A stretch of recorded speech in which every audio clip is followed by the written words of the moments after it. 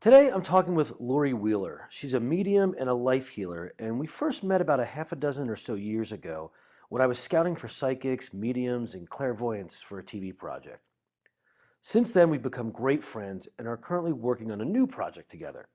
Lori is amazing and incredibly effective, and we discuss her origin story, her abilities, and of course, me. So sit back and enjoy this conversation with medium and life healer Lori Wheeler. You know, I've always been fascinated by what you do, and we talk a lot about it. And we talked last week, and you had mentioned a few things you saw for me. And what I want to do is talk about visually how you see these things. So I'd like to do, Okay. and I'll prompt you. I have some questions that I really want to ask, and you can give me some examples. You can give me them related to me, like you did before, and then we Okay. could talk about, something that is one of the more compelling stories that I want you to tell of your experiences. But before we jump into all that, you mentioned that you saw a baby. You asked me if we were trying to have kids. And I told Yes. my wife, Yes. and she's like, no. It's like, no. But you know what? She's going to meet her brother's new baby this weekend. Can Oh, so then you? that would make a lot of sense. Okay, so like Yes. holding a baby, all that kind of stuff. Yes. Okay, so then I want to talk about that, the issues that arise from how you can determine, is that her baby or you see her with a baby, and how probably off of your experiences you are able to maybe make give a good idea as whether or not you think that's hers or someone else's, or you just see her with a baby. Because I think that one of the problems that people have with psychics or mediums and all that kind of stuff is they look for the reasons why what you're saying isn't accurate, and they'll sometimes put it in a box or in a corner, and they would say, well, you told me I was going to have a baby, but it wasn't me, it was my sister. That doesn't count. And I Well, think that, but now let us remember that I'm also a life healer. So it's a little bit different than saying psychic and medium. So I'm well, a life healer. So it's a little different kind of scenario. so explain that. What does life healer mean? Okay, so as a life healer, I'm a person who, yes, I can see people who've crossed over, talk to them frequently, just like I would if I was putting on my underwear or my socks. It's that simple. But because I see the lines, which are little charts that are put over everybody's head, okay, psychics and stuff like that, they don't have that. They're going off of some intuitiveness, correct? But sometimes they'll use tools. Sometimes they'll use cards. Sometimes they'll use ruins. There's nothing, I'm not against that. I don't need those kind of things because everybody has those little charts as well as a little medical chart beside those chart lines. So a life healer per se can look at somebody and say, okay, in your bottom line, because there's two lines that present over everybody's head for me, and your bottom line picks you up at the age of 2 and it takes you out to present day, whatever day that is. So in this case, we're here on the 9th, right? So it takes you out to the 9th.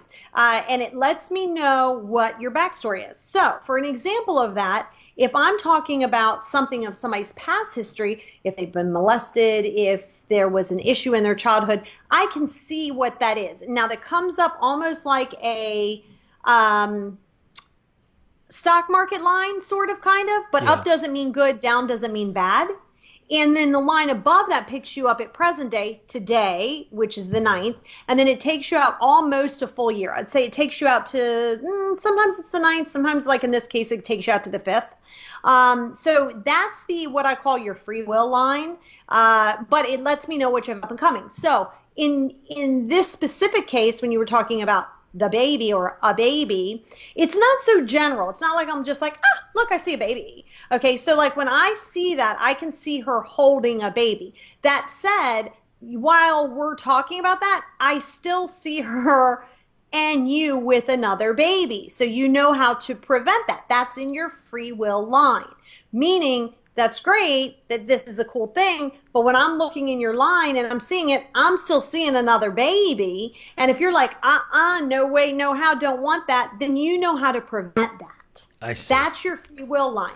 So like your past line, because I know I have a little personal relationship with you. Of course, I know that you have a family. I know about your family. So, but let's say I didn't. I could still see in your line. It's not like, oh, look, you have this many kids and you live in this location. It's not so like blanketed like that. It's more like, okay, these are the issues that you've had. Or like, I believe last week when I spoke to you and I was talking to you about another vehicle or a noise in your vehicle, that's really easy for me because it's just what I see. So when I say life healer, it's not just about people who've crossed over or things that are up and coming. It's also how can you benefit from grounding yourself. What does your life look like? What is your, I don't know, I hate to use the word purpose, but what is your purpose? In my opinion, from what I see, okay? So it's not so much a guessing game. It's not so general, like there's some guy around you with the letter L in his name. Like it's not so general.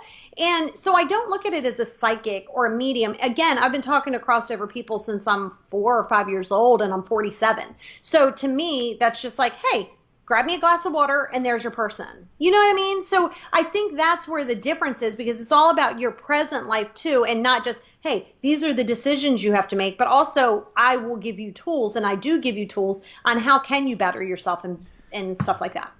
So that makes sense, and I'm glad you cleared that up. What that means, what you are, is a life healer, not a psychic, a medium, all that, because that's sort of limiting. Yeah. Yeah, very much so. Very much so, so. And that's something that I'm just not. And so tell again, so how long have you been able to do some form of these abilities? Some form of this. Well, my entire family has had it, including both of my children now, and my family before myself. So I am 47, and I remember it starting probably as early as the age of 4. Now, that's not to say that I probably didn't experience things prior, because I was never afraid of the things that went bump in the night or the vision, and they're not visions. They were more like kind of visions, because I kind of got visions before I got people. And then when I started getting people, I started getting them in shadow form. So in a shadow form, I might see somebody walk by at like probably 2 or 3. And that was normal for me. So by the time my recall, which my memory really goes back to about the age of 4, that's kind of when I've been able to see and talk to people. And then the charts really became visible, not at 4. The charts became visible right around the age of 8. So everything in elementary school.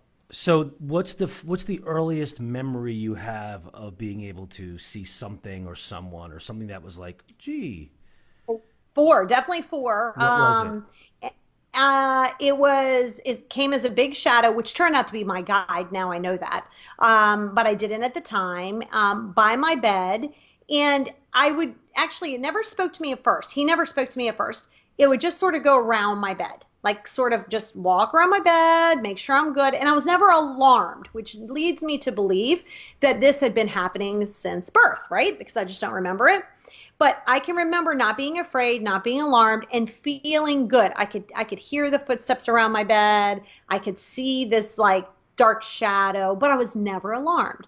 Then when I was able to if I had to put a month's time on it, I would say probably 6 to 8 months later, then I was able to start hearing him talk to me, just like I'm talking to you.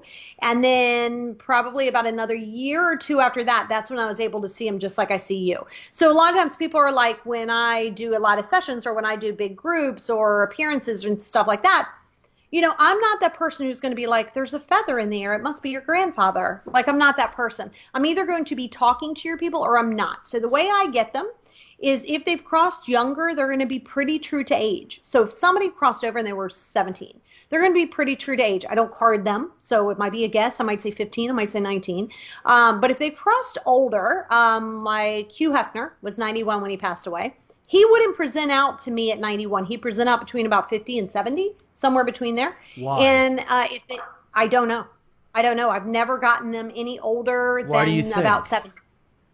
I think that after a while, this is the way that, because I've done so much with the Peruvians and the Buddhists and stuff like that, is I think that your energy, we all know this. As soon as you're born, you start to die, right? Like that's kind of the theory. As soon as you're born into the world, you start to die, right?